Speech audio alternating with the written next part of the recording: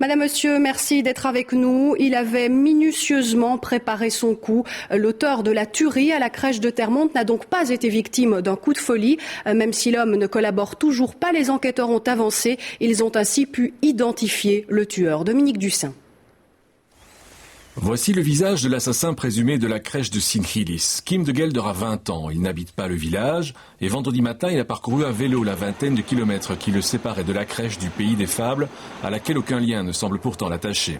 La première question que l'on s'est posée est de savoir pourquoi on avait laissé entrer dans cette crèche un inconnu grimé. La crèche possède pourtant un sas de sécurité muni d'une caméra.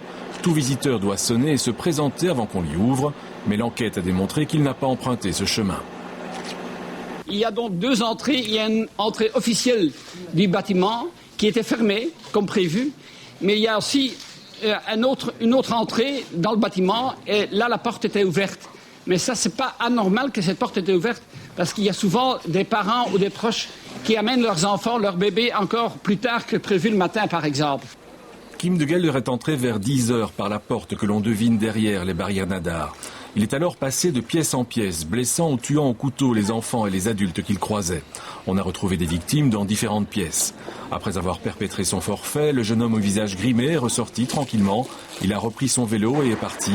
Il a été arrêté moins d'une heure plus tard par la police à Lebeek, une ville située à 4 km de la crèche. Ils lui ont retiré son pantalon pour qu'il ne puisse pas s'enfuir. Ils lui ont mis les mains derrière la tête et puis ils ont soulevé son pull et j'ai pu voir qu'il portait un gilet pare-balles.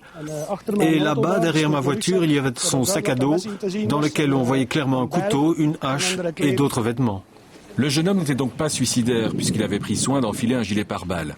Outre le couteau, la hache et une fausse arme à feu retrouvées dans son sac à dos, les enquêteurs ont également découvert 2 couteaux près de la crèche. Sur les raisons de ce massacre, le flou reste complet puisque l'assassin présumé se tait face aux enquêteurs. On ne sait absolument rien. Comme je l'ai expliqué, son motif, son mobile, pourquoi est-ce qu'il est venu ici, spécialement ici, dans cette crèche. Il n'habite pas le coin, hein. L'assassin présumé comparaîtra mardi devant la chambre du conseil. D'ici là, il aura peut-être expliqué son geste.